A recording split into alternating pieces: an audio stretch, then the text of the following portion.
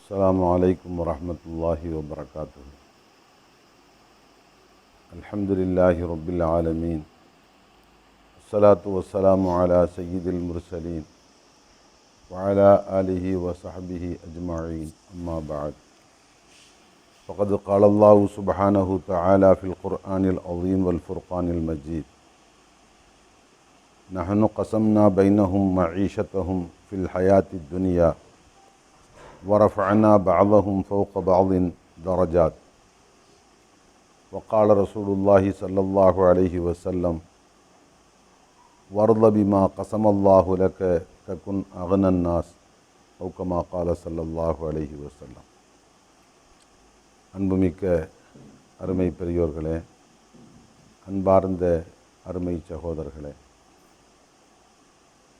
அருமை நாயகம் ஸல்லல்லாஹு அலைஹி வஸல்லம் இந்த உம்மத்துக்கு செய்த அருமையான 5 போதனைகளில் முதல் போதனையை பற்றி அதனுடைய விளக்கத்தை நேற்றைய தினம் நாம் பார்த்தோம். அல்லாஹு ஹராமாக்கி இருக்கின்றவற்றை விட்டும் எச்சரிக்கையாக ஒதுங்கிக் கொள்ளுங்கள், மனிதர்களில் மிகப்பெரிய வணக்கசாலிகளாக நீங்கள் திகழ்வீர்கள். இது முதல் போதனை.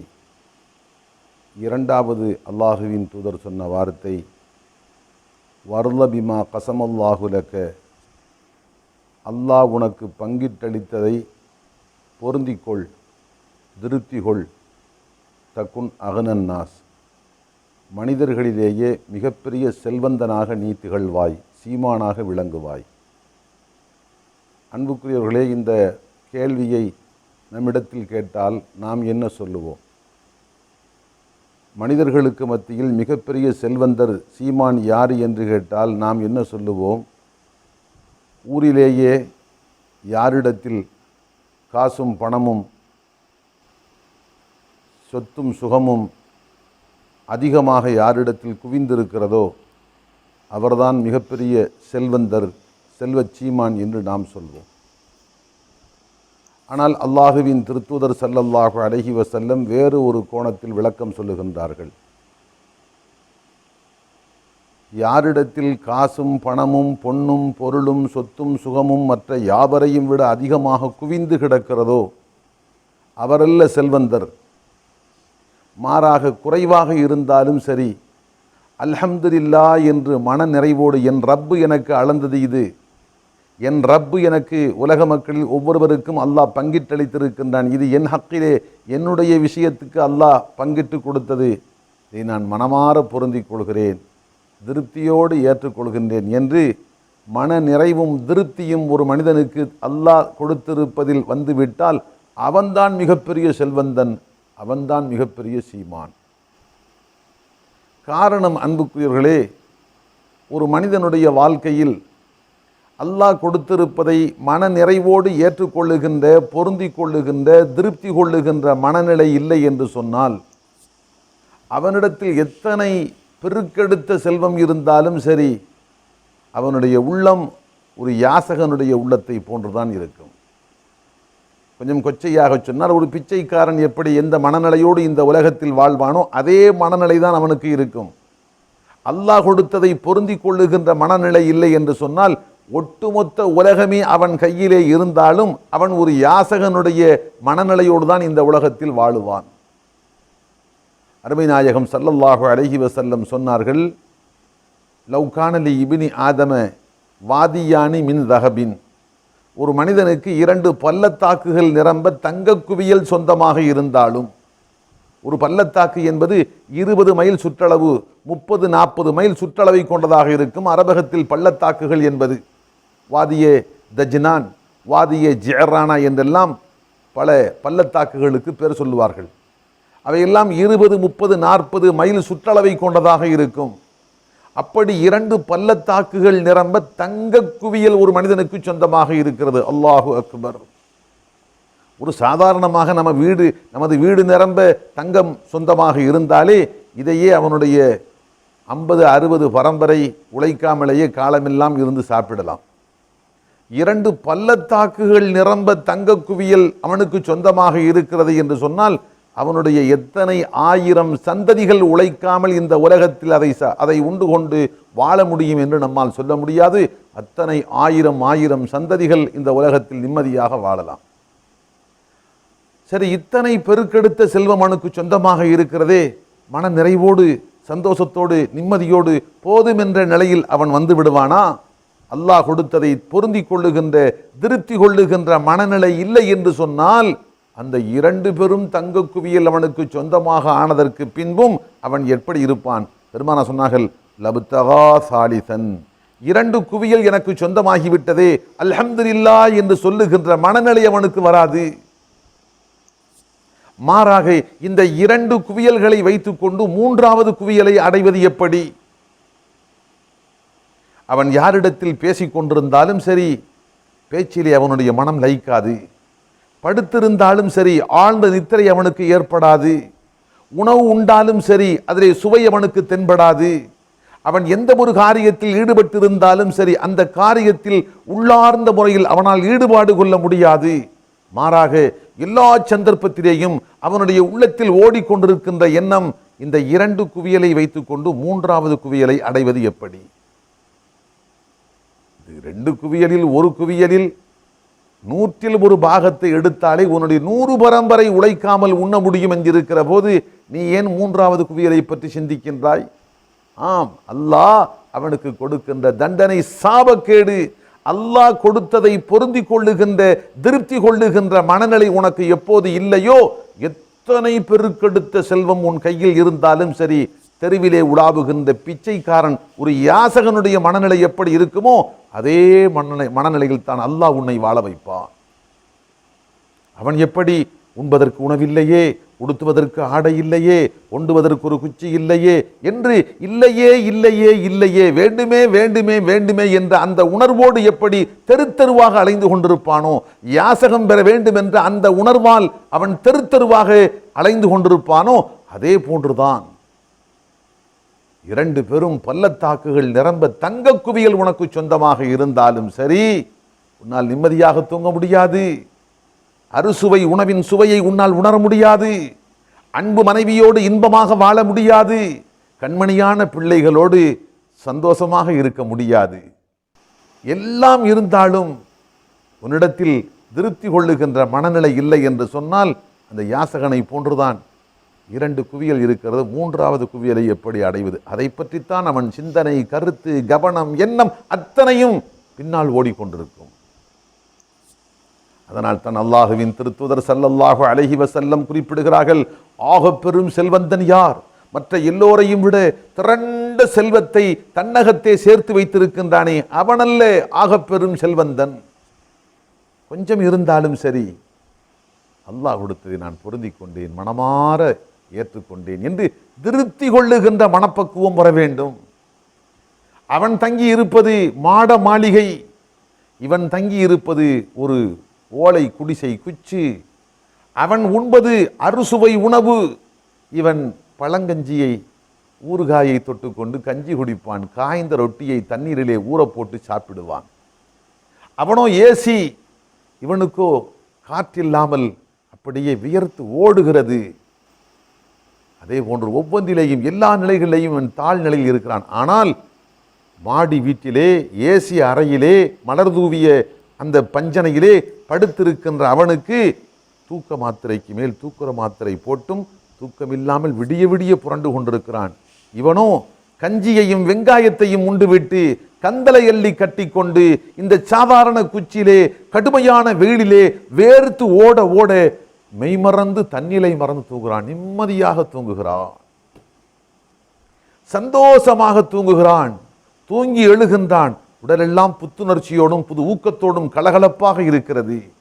அவனோ விடிய விடிய படுத்துவிட்டு புரண்டு புரண்டு படுத்துவிட்டு காலையில் எழுகின்றான், கொட்டாவி விட்டு கொண்டே எழுகின்றான். தூக்கம் சரியான நிம்மதியான தூக்கம் இல்லையே என்று புலம்புகிறான். என்ன காரணம்? அன்புக்களே, அல்லாஹ் கொடுத்ததை பொருந்தி கொள்ளுகின்ற மனநிலை எப்பொழுது வருகிறதோ அப்போதுதான் வாழ்க்கையின் சுகத்தை நம்மால் உணர முடியும், வாழ்க்கையின் இன்பத்தை நம்மால் சுவைக்க முடியும். அல்லாஹ் கொடுத்ததை பொருந்தி கொள்ளுகின்ற பக்குவம் நம்மிடத்தில் இல்லை என்று சொன்னால் ஒட்டுமொத்த உலகத்தை நமக்கு பட்டயம் போட்டு கொடுத்தாலும் சரி, வாழ்க்கையில் சுவை தெரியாது, நிம்மதி இருக்காது, அமைதியை பார்க்க முடியாது. அதனால் தான் அருமைநாயகம் ஸல்லல்லாஹு அலைஹி வஸல்லம் செல்வத்தை, திரண்ட செல்வத்தை தனதாக்கி கொண்டிருப்பவன் செல்வந்தன் அல்ல, மாறாக அல்லாஹ் கொடுத்திருப்பது அளவில் குறைந்ததாக இருந்தாலும் சரி, அதை மன நிறைவோடு பொருந்தி கொள்ளுகின்ற, திருப்தி கொள்ளுகின்ற மனப்பக்குவம் யாரிடத்தில் இருக்கிறதோ அவன் ஆகப்பெரும் சீமானை விட, பெல் குபேர மன்னாதி மன்னனை விட இவன் மிகப்பெரிய செல்வந்தன் என்று அல்லாஹுவின் திருத்தூதர் ஸல்லல்லாஹு அலைஹி வஸல்லம் குறிப்பிடுகிறார். அன்புக்குள்ளே, இங்கே இந்த மனநிலை வர வேண்டும் என்று சொன்னால் என்ன செய்வது? இதைத்தான் நாம் கொஞ்சம் கவனமாக கேட்க வேண்டும். அல்லாஹ் கொடுத்திருப்பது அளவில் குறைந்ததாக இருந்தாலும் மன நிறைவோடு திருப்திகரமாக பொருந்தி கொள்ளுகின்ற மனநிலை நமக்கு வர வேண்டும் என்று சொன்னால் நாம் என்ன செய்வது? சில அடிப்படைகளை ஒன்றன் பின் ஒன்றாக நாம் பார்க்கின்றோம். இந்த அடிப்படைகள் எல்லாம் நம் நெஞ்சத்தின் ஆழத்தில் வைரம் கொண்ட முறையில் பதிய வேண்டும். அது பதிந்து விட்டால் நிச்சயமாக அல்லாஹ் கொடுத்திருப்பதை பொருந்தி கொள்ளக்கூடிய மனநிலை நமக்கு வந்துவிடும். அது என்னென்ன அடிப்படை? முதல் அடிப்படை பாருங்கள், வானத்தில் இருந்து இறங்குகின்ற மழை அல்லாஹ்வுடைய நாட்டம் இல்லாமல் இறங்குவது இல்லை. ஒட்டுமொத்த மழை அல்ல, அந்த மழையில் இடம்பெற்றிருக்கின்ற ஒவ்வொரு துளி, ஒவ்வொரு சொட்டு தண்ணீரும் அல்லாஹ்வுடைய நாட்டத்தின்படித்தான் இறங்குகிறது. அல்லாஹ் நாடாவிட்டால் அந்த பெருமனையின் ஒரு குறிப்பிட்ட அந்த துகள் கூட, அந்த மழை துளி கூட இறங்க மாட்டாது. ஒவ்வொரு துளியும் அல்லாஹ்வுடைய நாட்டத்திற்கு இணங்க இறங்குகிறது. அதே போன்று இன்று பறந்து விரிந்த இந்த பூமியில் எத்தனையோ மரம், செடி, கொடிகள் முளைக்கின்றன. முளைத்த அவை வளர்கின்றன, பின்பு மலர்கின்றன, காய்கறிகள் என்று வருகிறது. அதிலே வளர்கின்ற இந்த பூமியில் முளைக்கின்ற ஒவ்வொரு செடியும் அல்லாஹ்வுடைய நாட்டமில்லாமல் முளைப்பதில்லை. எந்த ஒரு சின்னஞ்சிறு செடியாக இருக்கட்டும், அல்லாஹ்வுடைய மஷியத்தை இலாஹி, அல்லாஹ்வுடைய நாட்டத்தின் பேரில் தான் முளைக்கிறது. இதையும் நாம் நெஞ்சத்தில் பதிவு செய்ய வேண்டும். அடுத்து இரண்டாவது செய்தி, இந்த பிரபஞ்சத்தில் எல்லாமே தக்தீர் என்ற ஏற்பாட்டின்படி, விதியின்படித்தான் நடக்கிறது. அல்லாஹ் என்றோ எல்லாவற்றையும் முடிவு செய்து விட்டான். படைப்பிடங்களை படைப்பதற்கு 50,000 வருடங்களுக்கு முன்பாகவே இந்த ஒட்டுமொத்த பிரபஞ்சத்திலே நடக்க வேண்டிய, நடக்கவிருக்கின்ற எல்லாவற்றையும் அல்லாஹ் தீர்மானித்து முடித்து விட்டார். இந்த ஊரிலே இந்த நாட்டிலே எத்தனை நகரங்கள் இருக்கும்? இந்த ஒவ்வொரு நகரத்திலேயும் எத்தனை மனிதர்கள் இருப்பார்கள்? ஒவ்வொரு மனிதனுடைய ஆயுள் என்ன? அவனுடைய வாழ்க்கையின் தரம் என்ன? அவனுக்கு குழந்தைகள் எத்தனை? அவன் எப்போது பிறப்பான்? அவன் எப்போது இறப்பான்? அந்த வாழ்க்கையில் சந்தோஷம் என்ன, சோகம் என்ன? அவனுடைய வாழ்க்கையில் ஆரோக்கியம் என்ன, நோய் என்ன? அவனுடைய வாழ்க்கையில் மகிழ்ச்சி எவ்வளவு இருக்கும், கவலை எவ்வளவு இருக்கும்? இப்படி ஒவ்வொன்றும் படைப்பினங்களை படைப்பதற்கு 50,000 வருடங்களுக்கு முன்பாகவே தக்தீர் என்பது முடிவு செய்யப்பட்டு விட்டது, தீர்மானிக்கப்பட்டு விட்டது, எழுத்துப்பூர்வமாக எழுதப்பட்டு விட்டது. அது மட்டுமல்ல, ஒவ்வொரு குழந்தையும் இந்த உலகத்தில் பிறக்கின்ற போது அந்த ஒட்டுமொத்த உலகத்தினுடைய தக்தீரில் இருந்து அந்த குழந்தை சம்பந்தப்பட்ட தக்தீரை மட்டும் தனியாக எடுத்து அந்த குழந்தைக்கு ரூஹு ஊதுவதற்கு முன்பாக மீண்டும் அது மறுபடியும் அது தீர்மானிக்கப்படுகிறது. எப்படி? ஒரு தாயின் கருவிலே ஒரு குழந்தை ஜனிக்கிறது என்று வைத்துக் கொள்ளுங்கள். முதல் 40, இரண்டாம் 40, மூன்றாம் 40 என்று முடிகின்ற போது ரூஹு ஊதுவதற்காக அல்லாஹ் உயிரை கொடுத்து தாயின் கருவறையில் ஜனிக்கின்ற அந்த குழந்தைக்கு உயிரை ஊதுவதற்காக வேண்டி ஒரு மலக்கை அல்லாஹ் அனுப்புகின்றான். அந்த மலக்கு வந்த மாத்திரத்தில் உயிரை ஊதிவிட்டு போவதில்லை. 4 விஷயங்களை தீர்மானித்ததற்கு பின்பாகத்தான் அந்த ரூஹை ஊதுகின்றார். 4 விஷயம். 1, அதகருன் அவ் உன்சா, யா அல்லாஹ், ஜனிக்கின்ற இந்த குழந்தை ஆண் குழந்தையா பெண் குழந்தையா? ஆண் என்று சொன்னால் ஆணுக்கு ஏற்ற முறையில், பெண் என்று சொன்னால் பெண்ணுக்கு ஏற்ற முறையில் உருவகப்படுத்துகின்றார். 2, மாதா அஜலுஹு, இந்த குழந்தை இந்த உலகத்தில் எத்தனை காலம் உயிர் வாழும், தவணை, இந்த குழந்தையினுடைய ஆயுள் என்ன? 5 மாதமா, 50 மாதமா, 50 வருடமா, 80 வருடமா? அப்போதே தீர்மானிக்கப்பட்டு விட்டது. ஆம், அதனுடைய ஆயுள் என்ன? 2. 3, மாதா ரிசுகுஹு, இந்த குழந்தையின் இரணம், வாழ்வாதாரம் எவ்வளவு, வாழுகின்ற போது எவ்வளவு சம்பாதிப்பான் இவன், எவ்வளவு உணவாக உட்கொள்வான், இவன் எவ்வளவு அனுபவிப்பான், அவனுடைய வாழ்வாதாரம் என்ற இரண பாக்கியம் எவ்வளவு, அதுவும் அங்கே தீர்மானிக்கப்பட்டு முடிவு செய்யப்படுகிறது. கடைசியாக நான்காவது விஷயம் கேட்கப்படுகிறது. அஸ்ஸஈதுன் அம் ஷக்கியுன், இவன் இந்த உலகத்தில் வாழ்ந்து முடித்து வெளியேறுகிற போது சொர்க்கத்துக்கு செல்லுகின்ற சொர்க்கவாதியினுடைய செயல்களை செய்துவிட்டு ஒரு சொர்க்கவாதியாக வெளியேறுவானா, அல்லது வாழுகின்ற காலையில் நரகவாதிகளுக்குரிய செயல்களை செய்துவிட்டு உலகத்தை விட்டு வெளியேறுகிற போது இவன் ஒரு நரகவாதி என்ற நிலையில் உலகத்தை விட்டு வெளியேறுவானா, அதுவும் அப்போதே முடிவு செய்யப்பட்டு விடுகிறது. ஆக ஆனா பெண்ணா, எத்தனை காலம் ஆயுள், அவனுடைய வாழ்வாதாரத்தின் அளவென்ன, அவன் மரணமடைகின்ற போது சொர்க்கத்தில் கொண்டு போய் சேர்க்கின்ற செயல்களை செய்துவிட்டு போவானா, அல்லது நரகத்தில் கொண்டு போய் சேர்க்கின்ற செயல்களை செய்துவிட்டு போவானா, இந்த நான்கும் தீர்மானிக்கப்பட்டதற்கு பின்புதான் அடுத்து ரூஹை ஊதுகிறார். எடுத்து ஆலமுல் அர்வாஹ் என்ற உயிர்களுடைய உலகத்தில் இருந்து எடுத்து கொண்டு வந்த அந்த உயிரை தாயின் கருவறையில் ஜனித்திருக்கின்ற அந்த 120வது நாள் கருவிலே கொண்டு போய் பூ என்று ஊதுகின்றார். மறுநாள் காலையில் இருந்து குழந்தை துடிப்பு தாய்க்கு நேற்று வரைக்கும் ஒன்றும் தெரியாது. நேற்று வரைக்கும் வயிற்றிலே இருந்த அந்த சிசுவனுடைய துடிப்பு தெரியாது. இன்று காலையில் அந்த தாய் எழுகின்ற போது துடிப்பு தெரியும், குழந்தையினுடைய அசைவு தெரியும், குழந்தை உருடுவது மேலும் கீழுமாக உருடுவதெல்லாம் அப்போது அவளுக்கு புரிய ஆரம்பிக்கிறது. அன்புக்குள்ளே இது எப்படி என்று சொன்னால், உதாரணத்துக்கு சொல்கின்றேன். ஒரு பெரிய நகரத்தை நிர்மாணிப்பதற்காக வேண்டி ஒரு பெரிய என்ஜினியர் ஒரு நகரத்துக்கே ஒரு வரைபடம் போட்டார். ஒரு பெரிய நகரத்துக்கு 5000 வீடுகள் கட்டப்போகின்றோம். இந்த 5000 வீடுகளுக்கு ஏறத்தாழ 50 அல்லது 500 தெருக்கள் வரப்போகிறது. ஒவ்வொரு தெருவிலேயும் இத்தனை வீடு என்று ஒட்டுமொத்தமாக ஒரு நகரத்தை நிர்மாணிப்பதற்கு முன்பாக நகரத்துக்கு போடப்பட்ட ஒரு மாபெரும் வரைபடம் ஒன்று.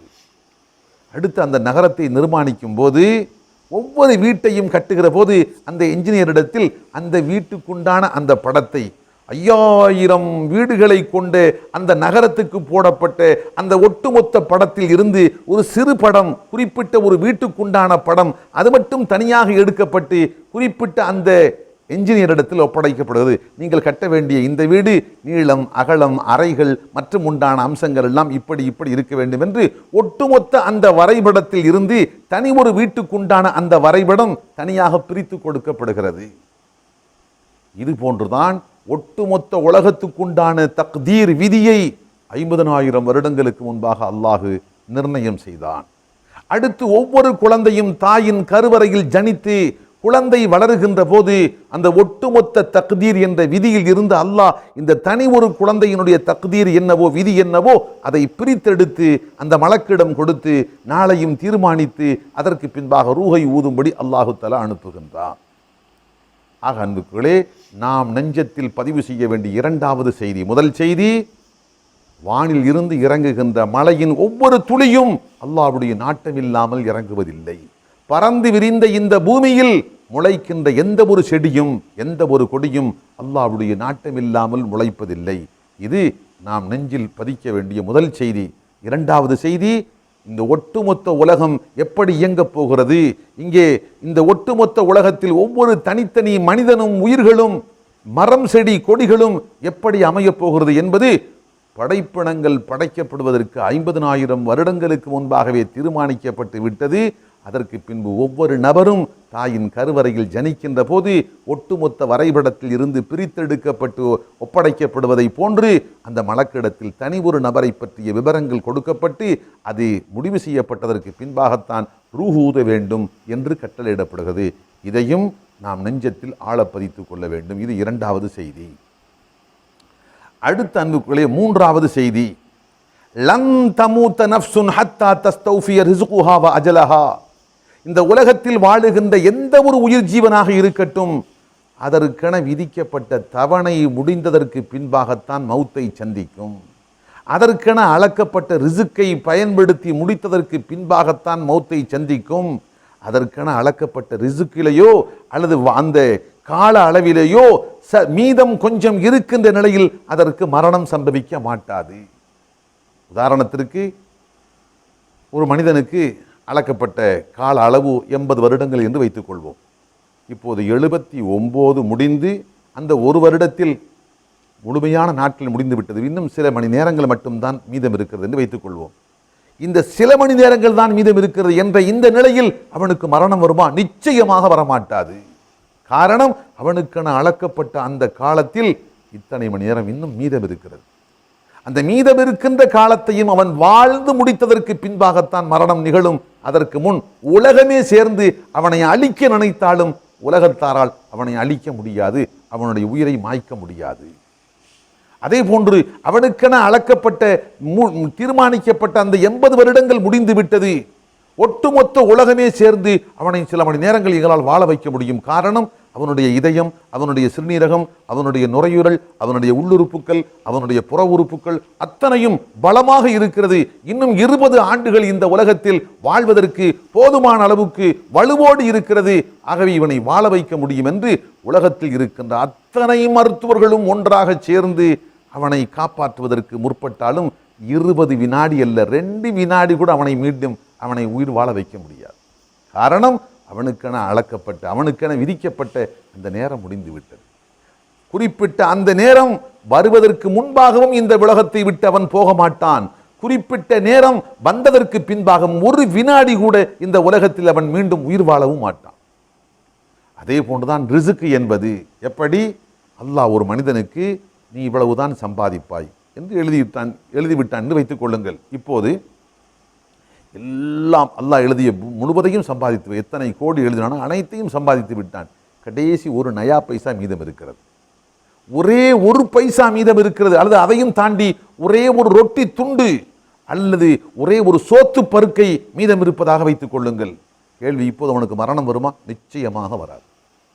நிச்சயமாக மரணம் வராது.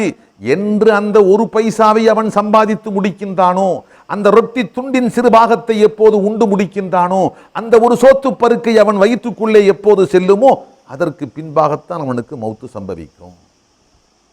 சரி, அந்த ஒரு பைசாவை சம்பாதித்து விட்டான், அந்த ரொட்டி துண்டை உண்டு விட்டான், அந்த சோத்து பருக்கை உள்ளே சென்று விட்டது. இனி ஒரு வினாடி கூட இந்த உலகத்தில் அவனால் வாழ முடியாது. அப்ப அல்லாஹ் அவனுடைய ஆயுள் என்ற தவணையில், அவனுக்கு அளக்கப்பட்ட ரிசுக்கு என்ற வாழ்வாதாரத்தில் என்ன அல்லாஹ் தக்தீரிலே தீர்மானித்தானோ அது முடிவதற்கு முன்பாக மரணம் சம்பவிக்காது. அது முடிந்ததற்கு பின்பாக ஒரு வினாடி கூட அவனால் இந்த உலகத்தில் வாழ முடியாது. இதா ஜாஅ அஜலுஹா லா யஸ்தக்திமூன ஸாஅத்தன் வலா யஸ்தஅখিরூன். விதிக்கப்பட்ட அந்த நேரம் வந்து விட்டால் ஒரு வினாடி முந்தாது, ஒரு வினாடி பிந்தாது. சரியாக அந்த நேரத்தில் உயிர் கைப்பற்றப்படும். அன்புக்குள்ளே, இது மூன்றாவதாக நம் நெஞ்சத்தில் ஆழமாக நாம் பதித்து கொள்ள வேண்டிய மூன்றாவது செய்தி. அடுத்து நான்காவது ஒரு செய்தி, அல்லாஹ் இடத்தில் நமக்கென்று இருக்கக்கூடிய அரும்பாக்கியங்களை அவனுக்கு கட்டுப்பட்டு பணிந்து நடப்பதன் மூலமாகத்தான் அடைய முடியும். அவனுக்கு மாறு செய்துவிட்டு ஒருபோதும் அடைய முடியாது. இதையும் நாம் தெளிவாக புரிந்து கொள்ள வேண்டும். இறைமாறு செய்துவிட்டு, பாவகாரியம் செய்துவிட்டு அவனிடத்தில் இருப்பதை நாம் அடைந்து விட முடியும் என்று நினைப்பது அறியாமை. அல்லாஹ்வுக்கு கட்டுப்பட்டு பணிந்து நடப்பதன் மூலமாகத்தான், அல்லாஹ்வுக்கு கட்டுப்பட்டு நடப்பதன் மூலமாகத்தான் அல்லாஹ்வுடைய அரும்பாக்கியங்களை அடைய முடியும். மனிதன் சாதாரண பலவீனன். அவனிடத்தில் வலுக்கட்டாயமாக பறித்து விடலாம், அவனிடத்தில் அன்பாகவும் பெறலாம். அல்லாஹ் பலவீனன் அல்ல, வலுக்கட்டாயமாக பிடித்தால் வாங்கி இல்லை. அல்லாஹ் எல்லோரையும் மிகைத்தவன், எல்லாம் வல்லவன். அவன் பிரியப்பட்டு கொடுக்க வேண்டும் என்று சொன்னால் அவனுக்கு கட்டுப்பட்டு பணிந்து நடப்பதன் மூலமாகத்தான் அவனிடம் இருக்கின்ற அரும்பாக்கியங்களை மனிதன் அடைந்து கொள்ள முடியும். அல்லாஹ்வுக்கு மாறு செய்துவிட்டு வலுக்கட்டாயமான முறையில் கட்டாயப்படுத்தி அல்லாஹ்விடமிருந்து நான் எதையும் பெற்று விடுவேன் என்று நினைத்தால் அது அவனுடைய அறியாமையின் வெளிப்பாடு. அது ஒருபோதும் சாத்தியமில்லை. இது நம் நெஞ்சத்தில் பதிக்க வேண்டிய நான்காவது செய்தி. ஐந்தாவது செய்தி, அன்புக்குரியவர்களே, மனிதர்களில் சிலருக்கு வறுமைதான் ஏற்றமானது, வேறு சிலருக்கு வளமான செழிப்பு, செல்வச் செழிப்புத்தான் ஏற்றமானது. அவன் செல்வச் செழிப்போடு வாழ்ந்தால்தான் அவனை கொண்டு சீர்திருத்தம் உண்டாகும், சீர்திருத்த நிலைகள் பரவும். இவன் ஏழையாக வாழ்ந்தால்தான் இவனை கொண்டு சீர்திருத்த நிலைகள் உண்டாகும். இப்படியும் அல்லாஹ் சில அமைப்புகளை வைத்திருக்கிறான். உதாரணத்துக்கு, ஒரு மனிதன் செல்வந்தனாக வாழ்ந்தால்தான் நல்லது என்று சொன்னால் அல்லாஹ் எப்படி வைத்திருப்பான்? அவனிடத்தில் காசும் பணமும் இருந்தால் தாய் தந்தையருக்கு கொடுப்பான், மனைவி மக்களுக்கு கொடுப்பான், உடன்பிறப்புகளுக்கு கொடுப்பான், சொந்த பந்த உறவுகளுக்கு கொடுப்பான், அனாதைகளுக்கு கொடுப்பான், விதவைகளுக்கு கொடுப்பான், அபலைகளுக்கு கொடுப்பான், இன்னும் பொதுநலப் பணிகளுக்கெல்லாம் வாரி வாரி கணக்கு பார்க்காமல் கொடுப்பான். இவனை கொண்டு சுற்றி இருக்கின்ற அத்தனை பேரும் செழிப்போடு வாழ்வார்கள் அவன் செல்வந்தனாக இருந்தால். அதே மனிதன் செல்வம் இல்லாமல் இருந்தால் இவன் வழிப்பறி கொள்ளையர்களுக்கு தலைவனாக இருப்பான். இவனை கொண்டு பல உயிர்கள் பலிகொள்ளப்படும். உதாரணத்துக்கு வைத்துக் கொள்வோம், இப்படி இருக்கலாம். இப்போது அல்லாஹ் என்ன செய்கின்றான்? இவனை செல்வந்தனாக வைப்பதுதான் சரி, அவனை செல்வந்தனாகவே அல்லாஹ் வைத்திருப்பான். இன்னொரு மனிதன் அவனை ஏழையாக வாழ வைப்பதுதான் சரி. எப்படி? அவன் ஏழையாக இருந்தால்தான் அல்லாஹ்வை வணங்கி கொண்டு அல்லாஹ்விடத்தில் கெஞ்சி கேட்டுக்கொண்டு தனது தேவைகளை அல்லாஹ்வின் பக்கம் திரும்பி கேட்டுக்கொண்டு இருப்பான். அவன் மட்டும் செல்வந்தனாக ஆக்கப்பட்டால் குடி, கூத்து, கும்மாளம், என்ன என்ன பாவகாரியங்கள் உண்டோ அவை எல்லாவற்றிலேயும் காசு பணத்தை அள்ளி தெளிப்பான். விபச்சாரத்துக்கும் செலவு செய்வான், போதைக்கும் செலவு செய்வான், சூதாட்டத்துக்கும் செலவு செய்வான், சமூக விரோத காரியங்களுக்கும் செலவு செய்வான், சமூக விரோதிகளுக்கும் உதவி செய்வான். இப்படிப்பட்ட மோசமான மனிதனாக காசும் பணமும் வந்துவிட்டால் அவனுடைய நிலை மாறிவிடும் என்றிருக்கும். இப்படிப்பட்ட மனிதனை பொறுத்த மட்டில் அல்லாஹ் அவனை இந்த உலகத்தில் ஏழையாக வாழ வைப்பை தான் அவனுக்கு செய்கின்ற நன்மை. அவனை பொறுத்த மட்டில் அவனை அப்படித்தான் வாழ வைக்க வேண்டும். எப்படி? பறவையை காற்றில் தான் பறக்க விட வேண்டும். அதற்கு ஏற்ற இடம் அதுதான். மீன்களை தண்ணீருக்குள் தான் நீந்த விட வேண்டும். நீருக்குள் நீந்த வேண்டிய ஒன்றை ஆகாயத்தில் பறக்க விடுவதோ, ஆகாயத்தில் பறக்க வேண்டிய ஒன்றை நீருக்குள் நீந்த விடுவதோ யதார்த்தத்துக்கு ஒவ்வாத ஒன்று. அதே போன்று செல்வந்தனாக வாழ்ந்தால்தான் அவனுக்கும் நல்லது, அடுத்தவர்களுக்கும் நல்லது என்றிருக்கிற போது அல்லாஹ் அவனை செல்வந்தனாக வாழ வைப்பான். அவன் ஒரு சராசரியாக ஒரு ஏழையாக இருக்கிற போதுதான் அவனுக்கும் நல்லது, அடுத்தவர்களுக்கும் நல்லது என்று சொன்னால் அவனை அல்லாஹ் அந்த தரத்தில் தான் வாழ வைப்பான். அல்லாஹ் நம் பெத்த தாயை விட 70 மடங்கு கருணை உள்ளவன். நம்மீது அல்லாஹ் அதிருப்தி கொண்டு நம்மை இப்படி ஆக்கவில்லை. பெற்ற தாயை விட அல்லாஹ் 70 மடங்கு கருணை உள்ளவன். இன்னும் சொல்ல போனால் நமக்கு நாம் என்ன நலவை நாடுவோமோ அதைவிட சிறந்த முறையில் நமக்கு நலவை நாடுகின்றவன் அல்லாஹ். நமக்கு நாம் எதை நாடுவோம்? நல்ல விதமாக வாழ வேண்டும், எந்த குறையும் இல்லாமல் சிறந்த முறையில் வாழ வேண்டும் என்று நமக்கு உச்சபட்சமாக நன்மையை நாம் நாடுவோம். அதையும் தாண்டி அல்லாஹ் நமக்கு நாடுவான். அதே போன்று பெத்த தாய் நமக்கு கருணை காட்டுவாள். அதையும் விட கருணையும் பரிவும் மிக்கவன் அல்லாஹ். ஆக அல்லாஹு ரப்புல் ஆலமீன் சிலரை பொறுத்த மட்டில் செல்வந்தர்களாக, சிலரை பொறுத்த மட்டில் நடுநிலையாக, இன்னும் சிலரை நடுநிலையை விட கீழ்மட்டத்தில் வாழுகின்றவர்களாக அல்லாஹ் ஆக்குகிறான். இதை பற்றி அல்லாஹ் குர்ஆனிலே குறிப்பிடுகின்றான். நஹ்னு கஸம்னா மஈஷத்தஹும் ஃபில் ஹயாத்தி துன்யா. உலக வாழ்க்கையில் அவர்களுடைய வாழ்வாதாரத்தை நாமே அவர்களுக்கு மத்தியில் பங்கிட்டோ. யாரை எந்த இடத்தில் வைக்க வேண்டும், அவருக்கு என்ன கொடுக்க வேண்டும், யாரை நடுநிலையாக வைக்க வேண்டும், அதற்கு ஏற்ப அவருக்கு என்ன கொடுக்க வேண்டும், யாரை நடுநிலையை விட கீழே வைக்க வேண்டும், அவருக்கு எந்த அளவு மட்டும் கொடுக்க வேண்டும், இப்படி அவரவருக்கு ஏற்ற விஷயங்களை நாம் தான் பங்கிட்டோ அல்லாஹ் சொல்றான். அப்படி பங்கிடுகிற போது வரஃபஅனா பஅலஹும் ஃபௌக பஅலின் தரஜாத், ஒரு சிலரை மற்றும் சிலரை விட அந்தஸ்தால் உயர்த்தி வைத்திருக்கிறோம். ஆம், செல்வத்திலே உயர்த்தி வைத்திருக்கிறான், அறிவிலே அல்லாஹ் உயர்த்தி வைத்திருக்கின்றான், திறமைகளில் அல்லாஹ் உயர்த்தி வைத்திருக்கின்றான். செல்வம் எத்தனையோ விஷயங்களிலே சிலரை விட சிலர் மேல், சிலரை விட சிலர் கீழ் என்று அல்லாஹ் பல படித்தரங்களில் பிரித்து வைத்திருக்கின்றான். இப்படி சொல்லுகின்ற அல்லாஹ், இதற்கு நான் தான் முழு பொறுப்பு என்று சொல்லுகின்ற அல்லாஹ் மற்றொரு இடத்தில் குறிப்பிடுகின்றான். வலவு பசத்தல்லாஹு ரிஸ்க லிஇபாதிஹி. அல்லாஹ் தன்னுடைய அடியார்களுக்கு ரிஸ்க் என்ற இந்த வாழ்வாதாரத்தை தாராளமாக கொடுத்திருந்தால், எப்படி வஸஅ அவர்களுக்கு தாராளமாக வழங்கி இருந்தால் என்ன நடந்திருக்கும்? அல்லாஹ் சொல்றான், லபகவ் ஃபில் அர்லி, பூமியிலே அக்கிரமம் அநியாயம் பெருத்து போயிருக்கும், அழிச்சாட்டியும் செய்வார்கள். எல்லோருக்கும் அல்லாஹ் தாராளமாக வாரி வாரி கொடுத்திருந்தான் என்று சொன்னால், உலகத்திலே இப்போது நாம் காணுகின்றோமே இந்த ஒரு பொருத்தமான ஒரு அமைப்பு, இந்த அமைப்பு இருக்காது. சீர்கட்டு சின்ன பின்னமாகி நாசம் வந்துவிடும், அழிச்சாட்டியம் பெருகிவிடும், அக்கிரமம் பெருகிவிடும், அநியாயம் பெருகிவிடும். அதையெல்லாம் கட்டுப்படுத்த வேண்டும் என்றால் அல்லாஹ் யாருக்கு யாரை மேலே, யாரை கீழே, யாரை நடுநிலையில், அல்லாஹ் எந்த நிலையில் யாரை வைக்க வேண்டும் என்று அல்லாஹ்வுடைய அறிவும் ஞானமும் தேடுகிறதோ அதற்கு ஏற்ற முறையில் அவரவரை அந்தந்த தரத்தில் அல்லாஹ் வைப்பான். அப்படி வைத்தால்தான் இந்த உலகம் சீர்திருத்தமான நிலையில் இயங்க முடியும். இல்லை என்றால் இந்த உலகத்தினுடைய சீரான அமைப்பே சீர்கெட்டு போய்விடும், மோசமாக சிதைந்து போய்விடும்.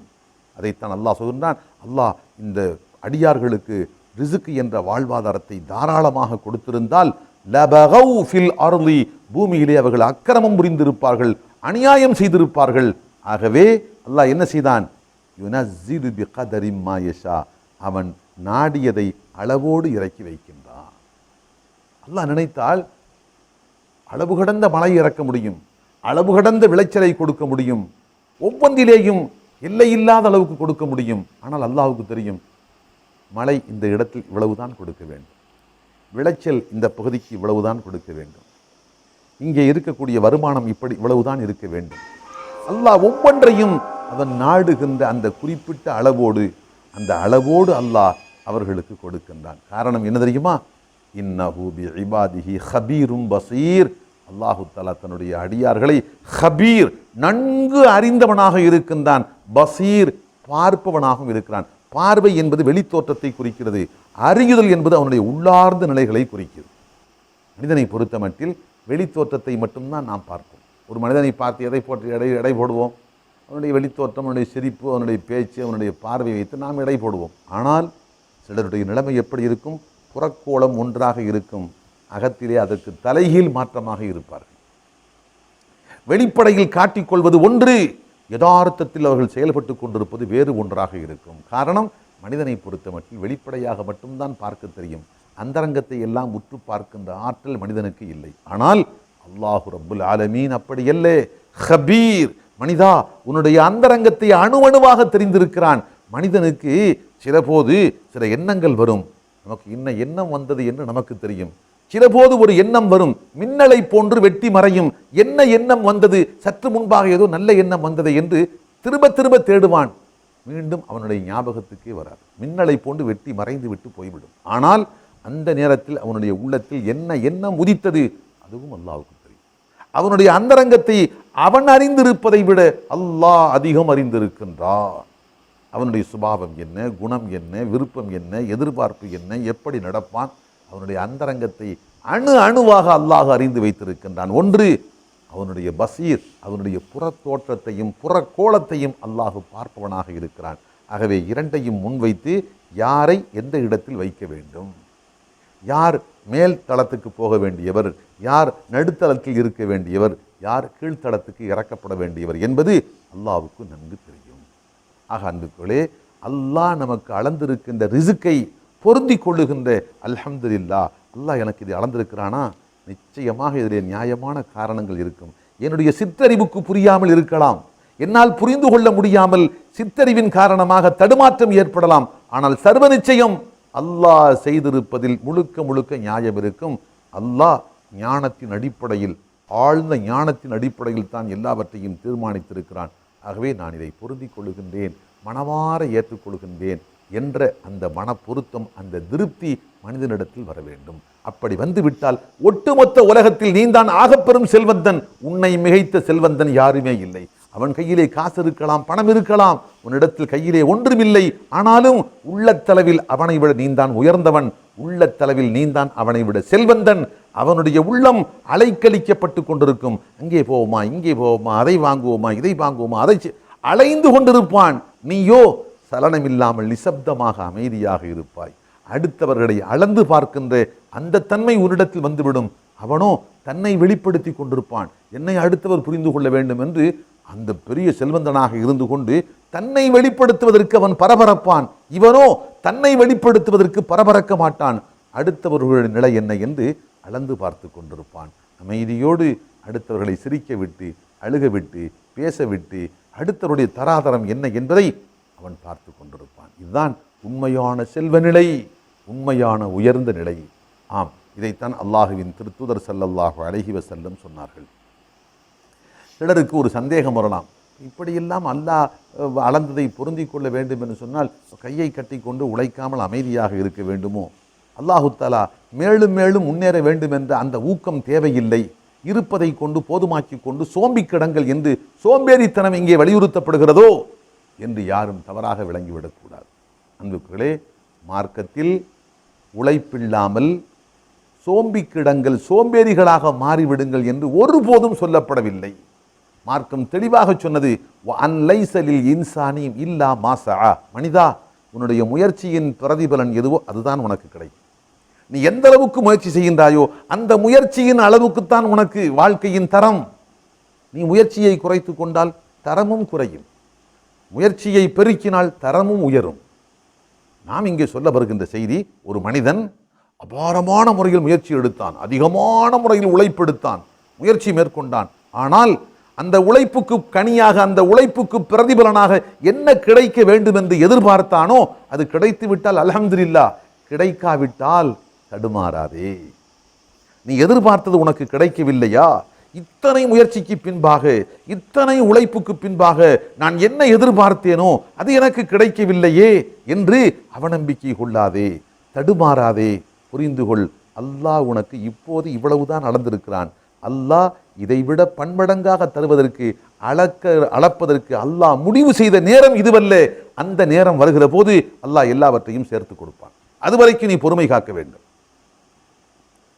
அல்லாஹ் எதை எப்போது கொடுக்க வேண்டும், அல்லாஹ் ஒரு மனிதனுடைய ஹக்கிலே, உதாரணத்துக்கு வைத்துக் கொள்ளுங்கள், ஒரு மனிதனுக்கு அல்லாஹ் 10 கோடி தர வேண்டும் என்று நாடிவிட்டான். இவன் 25 வயதிலேயே 10 கோடியை அடைந்து விட வேண்டும் என்று அபாரமாக உழைக்கிறான். ஆனால் அல்லாஹ்வுடைய தக்தீரிலே இவன் 25 வயதிலே 1 கோடி, 30 வயதிலே 2 கோடி, 35 3, அப்படி படிப்படியாக அல்லாஹ் பிரித்து பிரித்து வைத்திருப்பதாக வைத்துக் கொள்ளுங்கள்.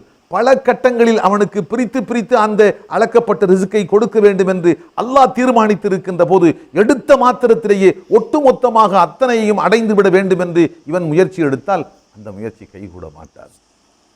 ஆக அல்லாஹ் சொல்லுவது, மனிதா உன்னுடைய முயற்சியில் ஒரு குறையும் வேண்டாம். உன் சக்திக்கு முடிந்த அளவுக்கு எவ்வளவு உன்னால் உழைக்க முடியுமோ, முன்னேறுவதற்காக வேண்டி உன்னால் எவ்வளவு ஆற்றலை பிரயோகிக்க முடியுமோ அந்த அளவுக்கு உச்சமாக நீ முயற்சியிடு, உழைப்பை மேற்கொள். ஆனால் அதனுடைய பலன் உனக்கு கிடைத்து விட்டால் அல்லாஹ்வுக்கு அல்ஹம்துலில்லாஹ் என்று சொல். ஒருவேளை அந்த பலன் நீ எதிர்பார்த்த பலன் கிடைக்கவில்லை என்றால் உள்ளம் உடைந்து விடாதே, மனம் நொறுங்கி போய் விடாதே, அல்லாஹ் மீது அவநம்பிக்கை கொண்டு விடாதே. தெரிந்து கொள், நான் எடுத்த இந்த முயற்சிக்கு கிடைக்க வேண்டிய பலன் இப்போது கிடைக்கவில்லையா, இப்போது கிடைப்பதை விட சிறந்த பலனை அல்லாஹ் எனக்கு நாடி இருக்கின்றான். அதற்காகத்தான் அல்லாஹ் இப்போது எனக்கு தராமல் தாமதப்படுத்துகின்றான். அல்லது நான் எதிர்பார்த்த பலன் எனக்கு கிடைத்திருந்தால் மாபெரும் இழப்பையும் நஷ்டத்தையும் நான் சந்திக்க வேண்டிய நிலை வந்திருக்கும். உதாரணத்துக்கு வைத்துக் கொள்ளுங்கள், ஒரு மனிதன் காரை வேகமாக ஓட்ட வேண்டும் என்று எல்லாம் அவனுடைய இருந்த காரை ரொம்ப ஆயத்தம் செய்கின்றான். ஆனால் அல்லாஹ்வுக்கு தெரியும், அவன் எதிர்பார்க்கின்ற வேகத்தில் அவன் போனால் நிச்சயமாக அந்த இடத்தில் விபத்துக்குள்ளாகி சின்ன பின்னமாக சிதறி போய் விடுவான். சுக்கு நூறாக அவனுடைய காரணம் அந்தளவுக்கு சின்ன இளம் வயது, அந்தளவு வேகமாக வாகனத்தை செலுத்துவான். குறிப்பிட்ட இடத்தில் அப்படி ஒரு ஆபத்து இருக்கிறது. அவன் எதிர்பார்க்கின்ற அது இந்த முயற்சி வாகனத்தை சரி செய்து கொண்டு அதிவேகமாக செலுத்த வேண்டும் என்று அவன் எடுத்துக்கொண்ட அந்த முயற்சியை அல்லாஹ் கைகூட செய்தான் என்று சொன்னால் கோரமான விபத்திலே அவன் உடலெல்லாம் சிந்தி சிதறிப்போய் கூட்டி பெருக்கி போர்வையிலே அள்ள வேண்டிய நிலைக்கு அவன் தள்ளப்பட்டு போவான். அல்லாஹ் அவனை அதை நாடவில்லை. ஆகவே இந்த வாகனத்தை சரிபடுத்துவதற்கு அத்தனை முயற்சி செய்தும் அல்லாஹ் வாகனத்தை வேகமாக செலுத்துகின்ற நிலைக்கு அல்லாஹ் கொண்டு வரவில்லை. இயல்பாக போகிறதை போன்றுதான் நமக்கு அல்லாஹ் ஆக்கியிருந்தான். காரணம், அங்கே சாதாரண விபத்து, சின்ன ஒரு சிராய்ப்போடு எழுந்து போய்கொண்டே இருக்கிறான். ஆனால் இவன் எடுத்துக்கொண்ட முயற்சிக்கு ஏற்ற முறையில் அதிவேகமாக செல்லுகின்ற அந்த நிலை அந்த வாகனத்துக்கு வந்திருந்தால் சிராய்ப்போடு அல்ல, இவன் போர்வையில் சுருட்டி கட்டப்பட்டு அள்ளிக்கொண்டு இவன் போக வேண்டிய நிலைக்கு தள்ளப்பட்டு போயிருப்பான். அல்லாஹ் அவனுக்கு அதை நாடவில்லை. ஆகவே எடுத்துக்கொண்ட முயற்சிக்கு அவன் எதிர்பார்த்த விளைவு கைகூடவில்லை. ஆக அன்புக்களே, இங்கு சொல்ல வருகின்ற செய்தி என்ன என்று சொன்னால், நாம் உழைக்கக்கூடாது என்றோ நம் தரத்தை உயர்த்துவதற்காக முயற்சி எடுக்கக்கூடாது என்றோ மார்க்கம் சொல்லவில்லை. சோம்பி கிடக்க சொல்லவில்லை மார்க்கம். மேலும் மேலும் உழைக்கலாம், மேலும் மேலும் முயற்சி எடுக்கலாம், முன்னேறுவதற்குண்டான வழிகளை தேடலாம். ஆனால் அப்படியெல்லாம் எடுத்துக்கொண்ட முயற்சிகள், உழைப்புகள், தேடலுக்கு பின்பாக நாம் எதிர்பார்த்தது கிடைக்காவிட்டால் மனம் உடைந்து விட வேண்டாம், மனம் நொறுங்கி விட வேண்டாம். அந்த இடத்திலே அல்லாஹ்வுடைய நாட்டத்தை நீங்கள் கொஞ்சம் சிந்தித்து பாருங்கள். அல்லாஹ் நிச்சயமாக என் தாயை விட என் மீது கருணை உள்ளவன், எனக்கு எது நல்லது என்று நான் செய்கின்ற முடிவை விட எனக்கு எது நல்லது என்று என் ரப்பு அதிகமாக தெரிந்து வைத்திருக்கிறான். இந்த இடத்தில் அவன் இதுதான், இந்த முயற்சிக்கு பின் இந்த நிலையில் தான் நான் இருக்க வேண்டும் என்று அல்லாஹ் நாடி இருக்கிறான். ஆகவே எனக்கு இது நலமாகத்தான் இருக்கும். ஒரு வேளை காலதாமதம் செய்து தரலாம், அல்லது கொடுத்தால் பாதிப்பு என்று இருக்கலாம். ஏதோ ஒரு விஷயம் என்னுடைய அறிவுக்கு எட்டவில்லை, ஆனால் என் ரப்பு எல்லாவற்றையும் விளங்கியவன் என்று நான் நம்பி இருக்கின்றேன் என்ற மனநிலையோடு அல்லாஹ் கொடுத்ததை பொருந்தி கொள்ளுகின்ற பக்குவத்துக்கு நாம் வந்து விட வேண்டும். ஆம் அன்புக்குரியவர்களே, சுருக்கமாக சொன்னால் உலகத்தில் சீதேவித்தனம் பெற்றவன் யார் என்று சொன்னால், அல்லாஹ் என்ன கொடுத்தானோ அதை மனமுவந்து ஏற்றுக்கொள்ளுகின்ற பக்குவம் ஒரு மனிதனுக்கு வந்து விட்டதென்றால் அவன் சீதேவித்தனம் பெற்றவன். அதே போன்று நன்மையோ தின்மையோ அல்லாஹ்வுடைய கலாக்கதிர் நடப்புக்கு வருகிற போது பொறுமையோடு ஏற்றுக்கொள்ளுகின்ற அந்த பக்குவம் வந்துவிட வேண்டும். ஒரு வீட்டிலே பிறப்பு, ஒரு வீட்டிலே இறப்பு, ஒரு மனிதனுக்கு திருமணம், அழகான வாழ்க்கை துணை, ஒருவனுக்கு விவாகரத்து, நன்மையோ தின்மையோ எதுவாக இருக்கட்டும் அவை எல்லாவற்றையும் பொறுமையோடு ஏற்றுக்கொள்ளுகின்ற அந்த மனப்பக்குவம் நமக்கு வந்துவிட வேண்டும். அது வந்துவிட்டால் அல்ஹம்துலில்லாஹ், அவன்தான் சீதேவித்தனம் பெற்றவன். பாருங்கள், நபி ஸல்லல்லாஹு அலைஹி வஸல்லம் அவர்களுக்கு அல்லாஹ் என்ன உத்தரவிடுகிறான் பாருங்கள். இந்த உலகத்தில் சிலருக்கு வாழ்க்கையின் கவர்ச்சி மிக்க செழிப்புக்களை அல்லாஹ் வாரி கொடுத்திருக்கிறான்.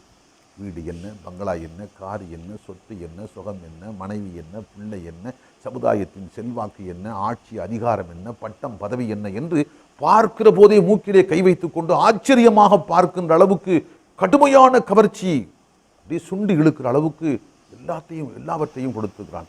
அல்லாஹ் சொல்கிறான், நாயகமே, இப்படி யாருக்கு உலகத்தின் கவர்ச்சிகரமான வளங்களை கொடுத்திருக்கிறோமோ அவர்களின் பக்கம் உங்களுடைய கவனத்தை நீங்கள் பார்வையை செலுத்த வேண்டாம். அவர்களின் பக்கம் உங்களுடைய பார்வையை நீங்கள் செலுத்த வேண்டாம். இதோ பாருங்கள், நபியே, லா தமுத்தன்ன ஐனைக்க, உங்களுடைய பார்வையை நீங்கள் திருப்ப வேண்டாம். இலாமா மத்தஅனா பிஹி அஸ்வாஜம் மின்ஹும், அந்த மனிதர்களில் சிலர்களுக்கு எந்த பாக்கியங்களை கொடுத்திருக்கின்றோமோ, ஜஹரத்தல் ஹயாத்தி துனியா, உலக வாழ்க்கையின் கவர்ச்சிகளில் எவற்றை கொடுத்திருக்கின்றோமோ அவற்றின் பக்கம் நீங்கள் கவனத்தை, உங்களுடைய பார்வையை திருப்ப வேண்டாம். ஏன் கொடுத்திருக்கோம் தெரியுமா? நஃப்தினஹும் ஃபீஹி, அதிலே வைத்து அவர்களை சோதிப்பதற்காக கொடுத்திருக்கிறோம். அல்லாஹ் ஒரு மனிதனுக்கு அளவு கடந்த செல்வத்தை கொடுத்திருக்கிறானா, செல்வத்தை கொடுத்து அல்லாஹ் சோதிக்கிறான். அப்போது இவன் எப்படி நடந்து கொள்கிறான்? அதிகாரத்தை கொடுத்திருக்கிறானா, இந்த அதிகாரத்தின் போது இவன் எப்படி நடக்கின்றான்? ஒவ்வொன்றையும் அல்லாஹ் கவர்ச்சிகரமான இந்த பாக்கியங்களை கொடுத்துவிட்டு அவனை சோதிப்பதற்காக கொடுத்திருக்கிறேன் என்று அல்லாஹ் சொல்றான். அதை பார்த்து நீங்கள் ஆசைப்பட வேண்டாம், அதை பார்த்து நீங்கள் ஏக்கமடைய வேண்டாம். மாறாக ரிசுக்கு ரப்பிக்க, நாயகமே, அல்லாஹ் உங்களுக்கு கொடுத்திருக்கின்ற ரிசுக்கு என்ற வாழ்வாதாரம் ஹைருன், மிகச்சிறந்தது, வ அபுகா, மிக்க மேலானது. ஏற்கனவே சொன்னதை போன்று அல்லாஹ் நமக்கு கொடுத்திருப்பது சாதாரண கஞ்சியை கொடுத்தான் என்று வைத்துக்கொள்வோம், காய்ந்த ரொட்டி துண்டுகள், அல்லது சாதாரண ஒரு சாதாரண ஒரு குடிசை வீட்டை கொடுத்திருக்கின்றான். பெரிய ஒன்று வசதி இல்லை, ஆனாலும் இதிலே இருக்கிற நிம்மதி வேறு எதிலேயும் இல்லை. அல்லாஹ் என்ன கொடுத்திருக்கிறானோ அதை பொருந்தி கொள்ளுகின்ற மனநிலை வந்துவிட வேண்டும்.